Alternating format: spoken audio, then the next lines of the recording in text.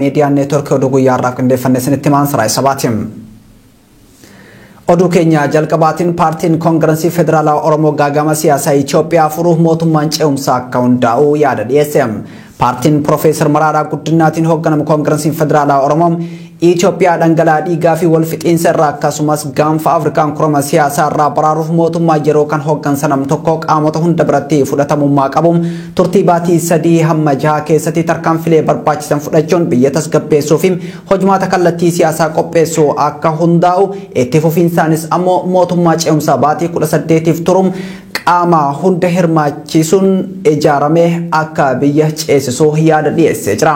Dhaabni siyaasaa qabsoo karaa nagaa keessatti umrii dheeraa qabu koongirensii federaalaa Oromoo gaaga'amni siyaasaa Itoophiyaa bu'uurarraa kan furamuu danda'u marii biyyaalessaa haqa qabeessaa dhugaa fi hunda hirmaachise qofaan ejjennoo jedhu irraa deddeebiin calanqisiisaa turuun isaa ni yaadatama.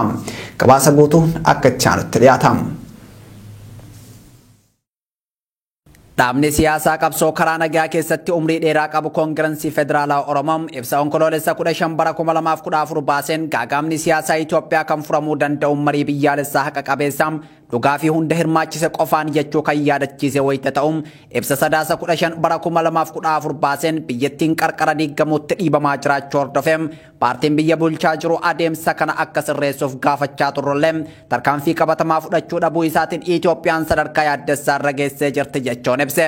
Itti aansuun kan jedhe dhaabni Profeesar Mararaa Guddinaatiin hoogganamu warri aangoo qabate dheebuu aangoo olaanaa horachuu irraa kan ka'e abdiin uummattoonni Itoophiyaan bilisummaa fi dimokiraasiif yaadan coolaguu fi carraan ce'umsaa gara dimokiraasii dhugaatti taasifamu gufachuun ariitiidhaan gara fedhii sirna bittaa paartii tokko hundeessuutti socho'ame jedha. Waraanni adeemsifamaa jiru garee hidhataniin qofaan osoo hin taane waraanaaf leenjii ga'aa fi beekumsa waraanaa kamillee osoo hin qabaatin yookaan seerota waraanaa idil addunyaa hubannoo warra hin qabne lammiilee nagaa yookaan siiviiliin hirmaattota waraana sodaachisaa kanaa ta'anii jiru jechuunis hubachiise. Paartiin Profeesar Mararaa Guddinaatiin hoogganamu koongirensii federaalaa Oromoo Itoophiyaan dhangala'aa dhiigaa fi wal fixiinsa irraa akkasumas gaanfa Afrikaa onkorama siyaasaa irraa baraaruuf qabxiilee ja'a kan yaadota furmaataa of keessaa qaban dhiyeesseetii jira. Jalqaba irratti mootummaan yeroo kan hooggansa nam tokko qaamota hunda biratti fudhatamummaa qabu turtii baatii 3 hamma 6 keessatti biyya tasgabbeessuu fi hojmaata kallattii siyaasaa kan qopheessu akka ijaaramu jedhe. Jeequmsaa fi jechoota jibbaa uuman hundumaa dhaabuudhaan warra beela'aniif nyaata dhiyeessuun warra dhukkubsatan akka yaalaman gochuu buqqaatota qe'ee isaaniitti deebisuufis ta'e gargaarsi barbaachisaa bakka hunda ga'uu akka danda'uuf qaamonni hidhatanii wal falmaa jiran atantamaan dhukaasa akka dhaabanis jedhe. Namoota sababa siyaasaa manneen hidhaa fi bakka adda addaatti ugguramanii jiran hunduu atantamaan akka hiikamanis gaafateetii jira. Mootummaan ce'umsaa ji'oota 18f turu kan qaamota dhimmi ilaallatu hunda hirmaachise akka hundaa'u mootummaan ce'umsaa hundaa'u chaartara ce'umsaan mirkaneessaan bu'uuraalee misoomaa sababa waraanaatiin mancaanni suphaa dinagdee tasgabbeessuuf akkasumas carraa egeree biyyattii ilaalchisee milkaa'insa marii biyyaalessaatiif tarkaanfii barbaachisaa ta'ee ni fudhata. Mootummaan ce'umsaa kunis filannoo bilisaam haqa qabeessaa fi amanamaa ta'e raawwachuudhaan aangoon isaanii dhumata jedha. Walitti bu'iinsi biyya keenyatti adeemaa jiru dinagdeen biyya keenyaa manca'uu irra darbeen lammiileen miiliyoonaan lakkaa'an beelaa fi rakkoo hamaaf waan saaxileef uummanni idil addunyaa mootummaa ce'umsaa kanaaf deeggarsa dinagdee dippiloomaasiif meeshaalee gochuudhaan tumsa barbaachisu ni godhas jedhe. Dhumarrattis lammiileen Itoophiyaa hawaasni idil addunyaaf gareewwan falmirra jiran nageenyaa fi tasgabbii uumuun Itoophiyaan balaa diigamuu irraa akka haftuum waamicha koongirensii federaalaa Oromoo godhaa jiru kanam hojiirra oolmaa isaaf akka tumsan waamicha dhiyeesseetii jira. Oduu hidhamtoota siyaasatti yoo dabarru maatii fi abukaattonni hidhamtoota siyaasaa Oromoo nageenyi hooggantoota mana hidhaa bulchiinsa Biltsiginnaa keessa jiranii akka isaan yaaddessee ibsan. Ka'umsi yaaddoo nageenyaa kunis kan maddee taatee halkan sadaasaa 9 bara 2014 akka lakkoofsa Itoophiyaatti mana hidhaa Qaallittii ta'erraa akka maddee maatiin hidhamtootaa ibsu irratti argamu.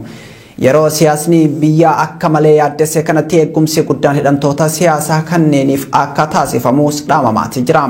Gabaasa BBC maatii fi abukaattota dubbisuun baasee Na'imaa Umar qindeessitee jirti.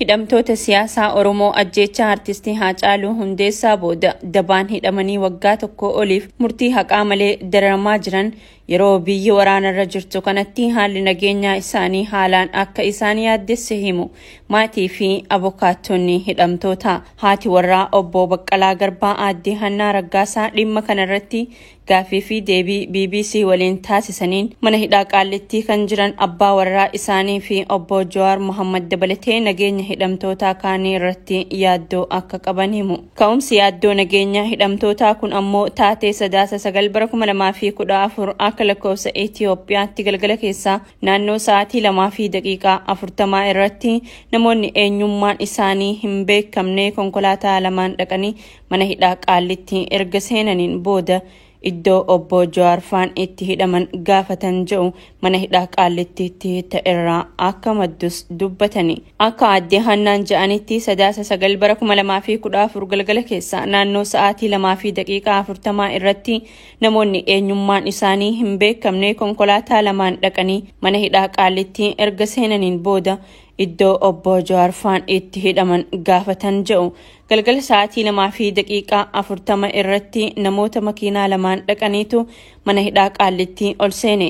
Gaafa ol seenan warri eegumsa mana hidhaa suni eenyummaa namoota kanaa maaliif akka dhufanis hin beekne poolisoota eegumsaa waliin wal mormaa turan jedhani. Hogganni mana hidhaa Qaallittii maaliif sa'aatii malee dhuftan eenyutu isiniif hayyame jedhanii gaafatanis hojiidhuma keessan ilaaluuf dhufne jedhanii akka deebisaniifis himu. Namoonni konkolaataa lamaan dhaqan kunneen bakka Jawaar faan itti hidhamanii jiran ilaaluuf gaafatanis bulchiinsi mana hidhichaa sa'aatii kanaan eenyuunillee isin hin garsiisnu jedhanii waan didaniif dhumarratti mooraa mana hidhichaa gadi dhiisanii akka bahan hidhamtootarraan odeeffadhee jira jedhanii aadde Hannaan. Abukaatoo hidhamtootaa keessaa tokko kan ta'an obbo Tuulii Baay'isaa gama isaaniitiin ta'in kamisa dabre ta'e kun yaaddoo jabaa kan uume ture jedhani. Kamisa dabre kana namoonni poolisii federaalaa fi humna ittisa biyya kanaa irraa dhufne jedhan konkolaataa mana hidhaa sana balballi banamee fi yoo ol seenu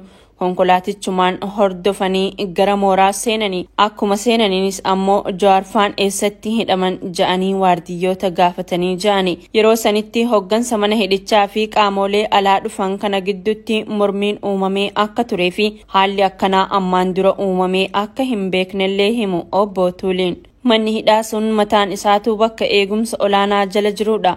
Bakka kana namni akkuma salphaatti hayyama malee galgala sa'aatii 2 booda seenuun sirrii miti, seeraan alasi. Namoonni kunneen hin qoratamnes jedhani. Silaa manni sirreessaa sun namoota kana to'atee eenyu akka isaan ta'an maaliif akka dhufan qoratee ifa gochuun yoo yakkaan wanti isaan gaafachiisu jiraates gaafatee qulqulleessuu qaba ture malee namoota kanneen akkanumatti gadhiisuu hin qabu ture jedhani. Sababa isaan gadhiifamaniif maamiloonni keenya namootni kun as seenanii maqaa keenya dhahanii nu gaafachuun isaanii nagaadhaaf kan dhufan miti. Nageenyi keenya yaaddoo keessa jira jechuun nutti himanii jiru jedhani abukaattoon hidhamtootaa kun. Waytii biyyattiin gaaga'ama siyaasaa hammaataaf saaxilamte kanatti hidhamtoonni siyaasaa hunduu eegumsa jabaa isaaniif malu argachuu qabaniin dhaamsa maatii fi qaamota garagaraati. Hawaasni Oromoo Karrayyuu fi Ituu gara adda waraanaatti duuluuf qophii xumure jechuun propaganda biltsiginnaan fayyadamaa jirtu kijiba dhugarraa fagaate ta'uu jiraattonni Oromiyaa miidiyaa neetworkitti himan. Maqaa marii hawaasaa duula balaaleffannaa juntaa fi shanee jedhuun warshaa sukkaara Matahaaraatti hawaasa dirqiin erga walitti qabanii booda akka waan uummanni duulaaf bahee fakkeessuun olola siyaasaaf oolfachuuf kaabineen biltsiginnaa dhamaa jiraachuus maddeen ibsanii jiru. Muhammad Fantaallee waan qindeeffate qaba. Hawaasni Oromoo Karrayyuu gara adda waraanaatti duuluuf qophii xumure jechuun propagandaan biltsiginnaan fayyadamaa jirtu kijiba dhugarraa fagaate ta'uu jiraattonni Oromiyaa miidiyaa neetworkitti himan. Waytii garaagaraatti hawaasa Karrayyuu fi Ituu aanaa Fantaallee jiraatu of jala hiriirsuuf yaalii adda addaa taasisaa kan turte biltsiginnaan sun milkaa'uu fi dinnaan tooftaa ololattiin bocachuun danda'amu uummachuun hiriira dirqii waammatan jedhu jiraattonni. Maqaa marii hawaasaa duula balaaleffannaa juntaa fi shanee jedhuun warshaa sukkaaraa Matahaaraatti hawaasa dirqiin erga walitti qabanii booda Karrayyuu fi Ituun goota jechuun hawaasa faarsaa ooluu namni qaamanichitti argame Oromiyaa miidiyaa neetworkitti himeera. Maddi OMN achirraa dubbifne horsisee bultoonni aanaa Fantaallee ammoo guutumaan guututtiin fedhii tumsa bilxiginnaa fi ilaalcha finxaaleeyyii Amaaraa tumsuu kan hin qabnee fi humnoota addaa naannoo Amaaraa lafa isaanii weerara ofirraa ittisuuf qophii ta'uu ibsan. Jiraataan biroo yaada OMN'if kenname lafa horsiisee bultoota karrayyuu weeraraa kan jiru bilxiginnaa fi finxaaleeyyii naannoo Amaaraati. Duulli taasifamuu qabu kan saamtota lafa Oromoo irratti xiyyeeffate yoo ta'e ni duulla.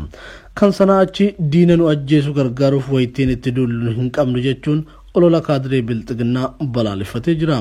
Lafti aanaa Fantaallee weerartoota humnoota poolisoota addaa naannoo Amaaraa fi finxaaleeyyii Amaaraan saamamte kanneen akka Malkaa Jiloom, Ulaagaam, Xininjiim, Haroo Arbaam, Miccim, Haroo Diidaa, Qonyeem, Qorkeem, Arroolleem, Wanjiim, Doddotii Guddoofiim, Harooressa Bal'aam, Harooressa Qal'aam, Funyaan Booraa fi Funyaan Waangayyum osoo fudhatamtee jirtum hawaasni karrayyuu fi tum aanaa Fantaallee bifa kamiinuu guusa waraana bilxiginnaa fi leellistoota sirna duriitiif bahuu hin dhaqqabus jedhanii jiru. Walumaagalatti bilxiginnaan lolaam WBO fi TDF waloon irratti geggeessaa jiraniin waan injifatamteef olola sobaatiin uummata burjaajessuuf dhama'aa jirti kan jedhan maddeen qondaalonni bilxiginnaatis propoogaandaa kana facaasuuf gama marsaalee hawaasummaatiin kijiba maxxansuu irratti argamu jedhanii jiru. Godina addaa Oromiyaa naannoo Finfinnee bulchiinsa magaalaa Sabbataa keessatti buqqaatonni humnaan gara mooraa waraanaa akka deeman dirqisiifamaa jiraachuun himame. Kana malees kaabinoonni bilxiginnaa dirqama raayyaa ittisa biyyaa gargaarachuun uummatarraa mallaqa sassaabuu irratti argamu. Neeyimaa Umar jiraattota dubbisuun waan qindeessite qabdi.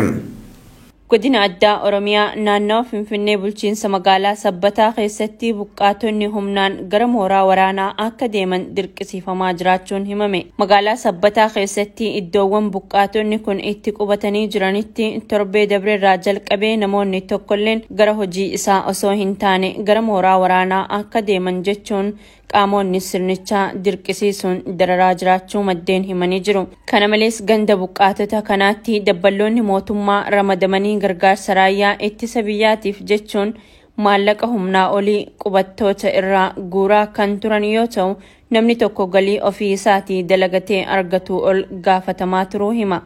Jiraataan Sabbataa Oromiyaa Miidiyaa Neetwork dubbise. Akka jiraataan magaalattii kun OMN'tti himetti gochaan kun buqqaatota waggoota 3 dura Shiraa Abdiilleetiin naannoo Somaalee irraa buqqaafamanii magaalaa Sabbataa ganda furii qubatan kanneen sababa duula waraanaa deemaa jiruun buqqisuuf waan kaayeffateedha. Guyyaa 3 dabran kana ammoo humnoonni bilxiginnaa buqqaatota magaalaa Sabbataa kana dirqiin waraana deemuun leenjitanii hidhachuun yoo biyyaaf hin qabsoofne jiraachuu hin dandeessan jechuun doorsisaa jiru. Lola adeemsifamaa jiruun muddamsuu keessa kan gale bulchiinsi Abiy Ahmed labsii muddamaa guutuu biyyattiitti labsuun hawaasa nagaa mana hidhaa adda waraanaa fi mooraa leenjii waraanaatti guuruu itti fufee jira.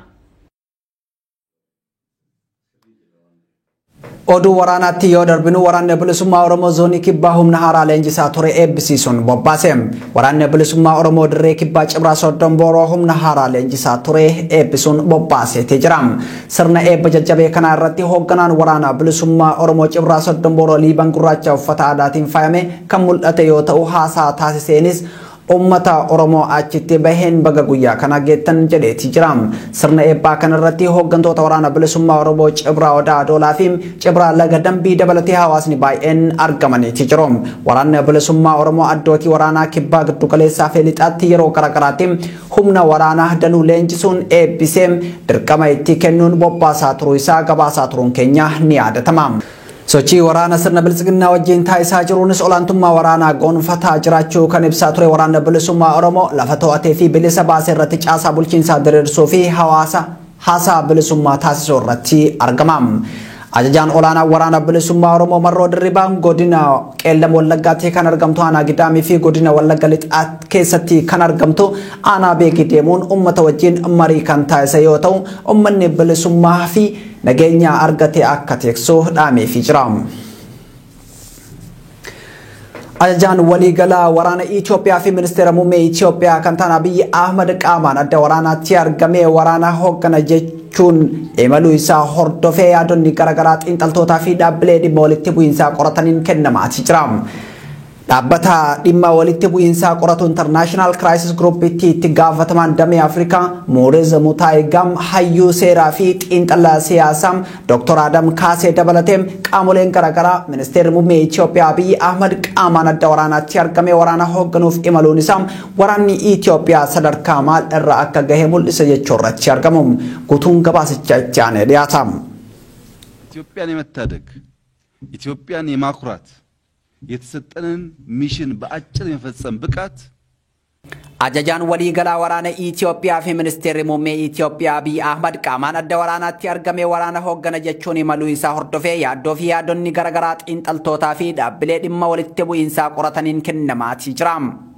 Waraanni sadaasa bara 2020 haleellamuu raayyaa ittisa biyyaa ajaja kaabaa hordofee olaantummaa seeraa kabachiisuuf hooggantoota adda bilisummaa uummata Tigraay seeratti dhiyeessuuf jalqabee lubbuu qulqulloota kumaatamaa nyaatee qabeenya biyyattii barbadeessuun Itoophiyaa qarree du'aa irraan gahe jedhamuun dubbatamaatii jira.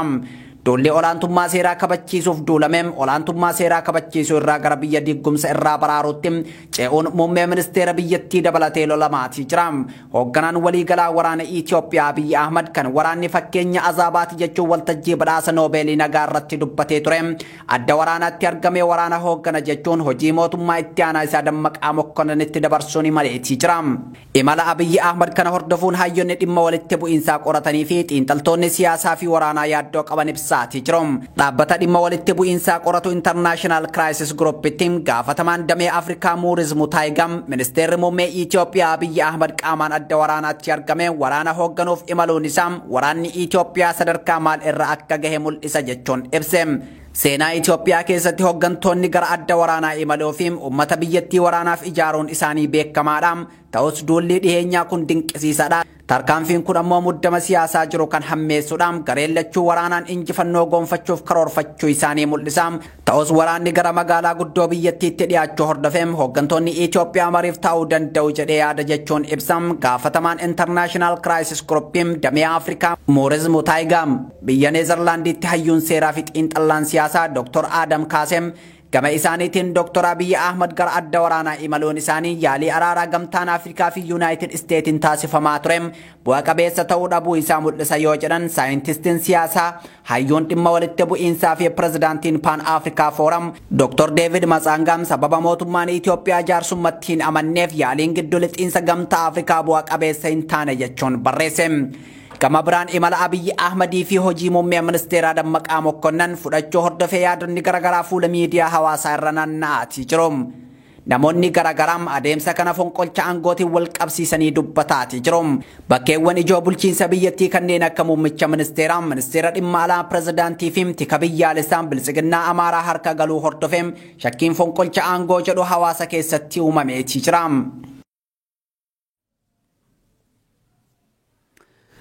Oduu keenya biraatiin Finfinneetti dhiyoo kan jirtu magaalaa Dabra Birhaanitti muddamni guddaan uumamuun dhagahame. Ajajaa poolisii magaalattii kan tahan Koomaandar Taayyee Habta Goorgis hidhamuu maddeen oduu mootummaa gabaasaati jiru. Imala waraanaa humna waloo ittisa Tigraay fi waraana bilisummaa Oromoo gara Dabra Birhaanitti taasisaa jiran hordofee magaalattii keessatti muddamni guddaan uumamee akka jiru barameetii jira. Kanumarraa ka'uun koomaand poostiin magaalattiin labsii haaraa baaseen waraqaa eenyummaa malee sochii kamiyyuu magaalattii keessatti taasisuun hin danda'amu jedheetii jira. Waraanni humnoota waloo ittisa Tigraay fi waraana bilisummaa Oromoo lola taasifamaa jiru loltoota bilisiginnaa haleeluun gara magaalattiitti qajeelaa akka jiran gabaasuun keenya kan yaadatamu yoo ta'u caasaan sirna bilisiginnaa guutumatti diigame namoonni Dabra Birhaan irraa gara Finfinneetti baqataa akka jiranis gabaafamaa tureetii jira. Yeroo magaalattii keessatti muddamni hammaataa jiru kanatti ajajaa poolisii magaalattii kan tahe Koomaandar Taayyee Habte Goorgis guyyaa irraa hidhamuu maddeen oduu mootummaa bilisiginnaa gabaasaatiin jiru. EBC fi Faanaa dabalatee koomaandarichi hidhamuu gabaasaa kan jiran maddeen oduu bilisiginnaa sababa hidhamuu ajajaa poolisii kanaas namoota yakkaan barbaadaman hidhaarraa hiikuu kan jedhu akka ta'e gabaafamaatii jira. Magaalaan Dabra Birhaan Finfinnee irraa kiiloomeetira 130 qofa kan fagaattu yoo ta'u yeroo gabaabduu keessatti humna waloo ittisa Tigraay fi waraana bilisummaa Oromoo jalatti kufuu dandeessii jedhamee eegamaatii jira. Yeroo ammaa sochiin daldalaa dhaabbatee magaalattiin jeequmsa keessa galuun kan mul'atu yeroo ta'u koomaand poostiin loltummaa Tigraay immoo ibsa baaseen uummanni magaalaa Dabra Birhaan keessa jiraatu tasgabbaa'ee qabeenya isaa akka eeggatu yaamicha dhiyeesseetii jira. Waraanni taasifamaa jiru boqonnaa xumuraa waraana biltsiginnaa guutumatti barbadeessuu danda'u irra ga'uu isaa Komaand Poostii loltummaa waraana Tigraay beeksise. Walqoodinsa waraana biltsiginnaa keessatti uumame babal'achuun ajajoonni waraanaa hedduun hidhamaa fi ajjeefamaa akka jiran maddeen keenya waraanaa himaniiti jiru. Muhammad Fantaallee guutuu gabaasichaa isinitti himam. Waraanni taasifamaa jiru boqonnaa xumuraa waraana biltsiginnaa guutumatti barbadeessuu danda'u irra gahuu isaa Komaand Poostii waraana Tigraay beeksise. Qoqqooddan waraana biltsiginnaa keessatti uumame babal'ate ajajoonni waraanaa hedduun hidhamaa akka jiran maddeen keenya waraanaa himanii jiru. Biltsiginnaan magaalaa dahoo godhachuun uummata nagaa dhumaatiif saaxiluu barbaada kan jedhe ibsi Komaand Poostii loltummaa Tigraay uummanni magaalota keessa jiraatus shira biltsiginnaa kana fashalsuu qaba jechuun waamicha taasise. Yeroo lolli taasifamaa jiru boqonnaa xumuraarra gahee kanatti sirni biltsiginnaa magaalota dahoo lolaa godhachuuf qophii taasisaa jira kan jedhu ibsi Komaand Poostii loltummaa Tigraay kun ummanni bal'aan magaalota keessa jiraatu sirna magaalota dirree lolaa taasisuuf yaalaa jiru mormuun qabeenya fi lubbuu isaa akka baraaruun gaafatee jira. Tibba kanas waraanni biltsiginnaa magaalota akka Dabra Birhaan keessatti dahoo waraanaa qotaa jiraachuun ni beekama kan jedhu ibsi kun ummanni magaalaa Dabra Birhaan fi naannoo isiitti argamu nageenya isaa fi qabeenya isaaf jedhee tasgabbiin akka mana isaa taa'uun dhaamee jira. Armaan duras magaalota keessatti yaaliin haleellaa taasifamaa turuu kan yaadachiise ibsi Komaand Poostii loltummaa Tigraay waraanni Tigraay garuu dirqamaa fi ergama isaa bareechee waan beekuuf waraana biltsiginnaa namoota nagaarraa adda baasuudhaan adabaa tureera jedhe. Tarkaanfii boonsaa kanaanis shira Abiyyi Ahmadii fi waahillan isaa xaxaa turan hunda cicciruudhaan injifannoo waraanaa guddaa galmeessuun dandameera jechuudhaanis dabalataan ibsee jira. Waraanni biltsiginnaa hanguma mo'amaa adeemu magaalota keessatti sirna dhabdummaan babal'ataa waan adeemuuf ummanni olola biltsiginnaan facaasuun qe'ee fi qabeenya isaa dhiisee akka hin deemne fi caasan gandaa fi magaalotaas uummata isaanii wajjin akka turan jechuun waamicha taasisee jira. Oduu biraatiin ammoo wal shakkii fi dhibdeen waraana biltsiginnaa keessatti uumame hammaachuun sirnicha diigumsaaf saaxilee akka jiru maddeen keenya waraanarraa beekuun danda'amee jira. Sababa wal shakkii qondaalota waraanaa fi siyaasaa akkasumas ajajoota waraanaa gidduutti uumamaa dhufe kanaanis ajajoonni waraanaa biltsiginnaa dhibbaan lakkaa'aman kaampii waraanaa magaalaa Hawaasaa cinaatti argamu keessatti hidhamaa akka jiran maddeen keenya waraanaa dabalanii himanii jiru. Qondaalota hidhaman cinatti hedduun illee ukkaanfamuun as buuteen isaanii hin beekamne kan jedhan maddeen keenya keessoo sirnichaa qondaalonni dhalootaan Oromootaan hedduun isaanii shakkiin ajjeefamuu hin oollee jedhu maddeen odeessa kana nuuf qoodan.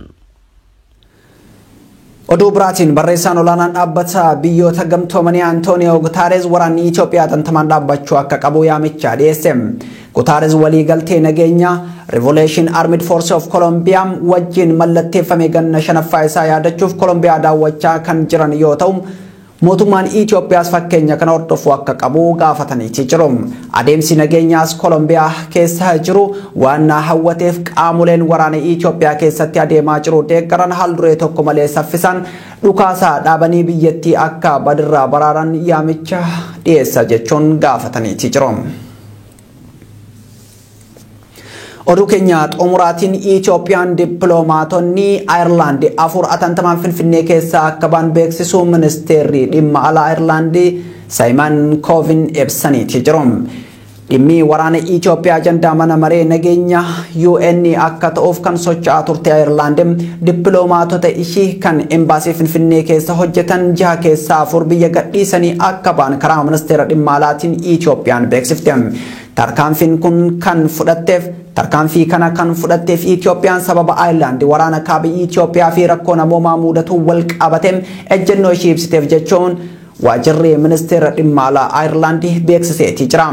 Ministeerri dhimma alaa Ayirlaand Saayimon Koovin murtee Itoophiyaa kanaan baay'ee gaddee jira yommuu jedhan embaasiin isaanii Finfinnee jiruu fi gareen isaanii dhaabbilee idil addunyaa kanneen akka Gamtaa Afrikaa fi IGAD wajjin hojjechuun itti gaafatamummaa isaanii akka bahan ibsaniiti jiru. Itti dabaluun kan jedhan Saayimon Koovin yaalii araaraa Gamtaa Afrikaan taasisaa jiru kan deeggaranii fi olaantummaa fi walabummaa Itoophiyaa kan kabajan ta'us ibsanii jiru. Rakkoo deeggarsa namoomaa hammaatee furuuf Itoophiyaa wajjin ni dhaabbanna kan jedhan ministeerri dhimma alaa biyyattii kun dhaabbanni gargaarsaa Ireland kan Irish Aid jedhamu torban dhufu dhaabbilee gargaarsaa Itoophiyaatti hojjetan kanneen akka UN, OCHA fi UNICEF kanneen birootiif deeggarsa yuuroo miiliyoona 16 akka raabsu himaniiti jiru. Mootummaan Itoophiyaa hojjetan